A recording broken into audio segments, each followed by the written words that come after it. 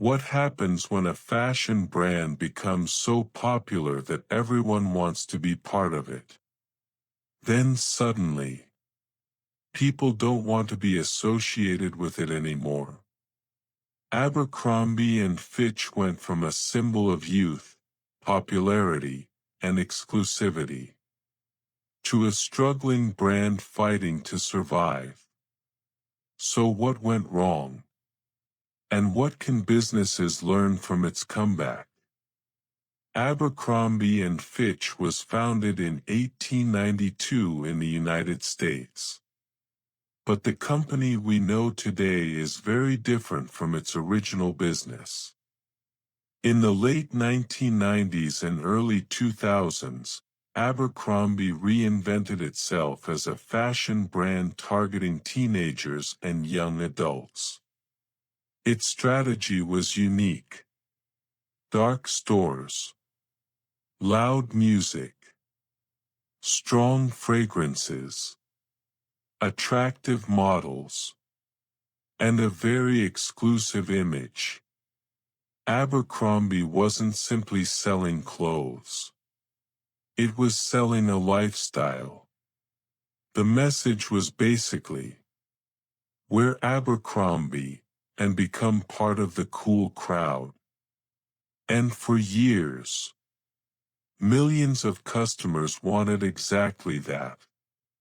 The biggest problem was also one of the brand's biggest strengths. Abercrombie built its identity around exclusivity. But consumer attitudes changed.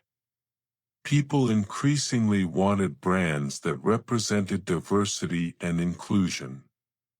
The idea of being exclusive started feeling outdated. The brand was no longer seen as aspirational by everyone. For many consumers, it became a reason to stay away. Fashion changes quickly. But Abercrombie kept using the same formula that had made it successful. Same image. Same style. Same target audience. Meanwhile, younger consumers were moving toward new brands, cheaper fashion, online shopping, and completely different trends. Abercrombie was still trying to win yesterday's customer, while tomorrow's customer was already somewhere else. The company's leadership became strongly associated with its exclusive brand philosophy.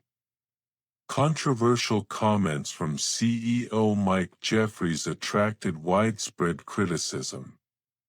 Social media made the problem even bigger. The conversation stopped being about Abercrombie's clothes and became about what the brand represented. That damaged customer trust. What once made Abercrombie special eventually became a problem. Dark stores. Extremely strong fragrances. Loud music. Highly sexualized marketing. The experience that once felt exciting started feeling outdated. Consumers were changing faster than the stores. Abercrombie was no longer competing against just a few fashion brands. Fast fashion companies offered cheaper clothing.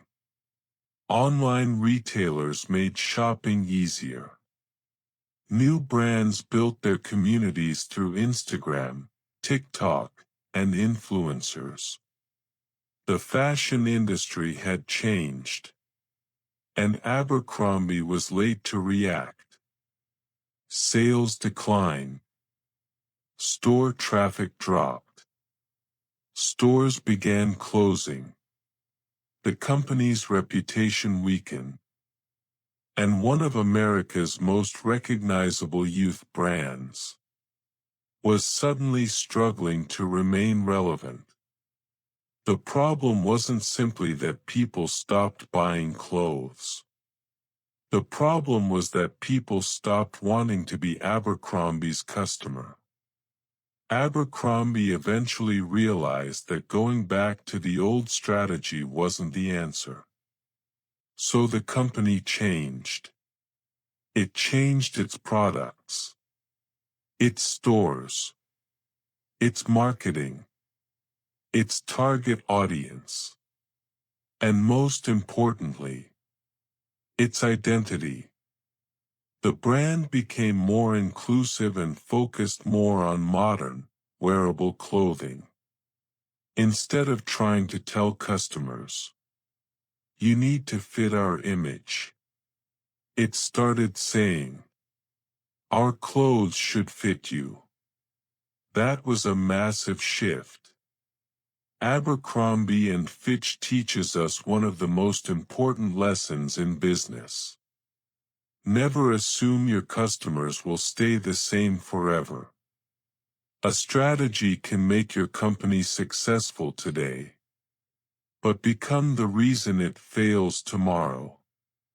So if you're building a business, don't just protect what made you successful. Keep listening to your customers. Watch how their needs change. Watch how competitors evolve. And be willing to change before the market forces you to. Because sometimes, the biggest threat to a successful brand isn't competition. It's refusing to change.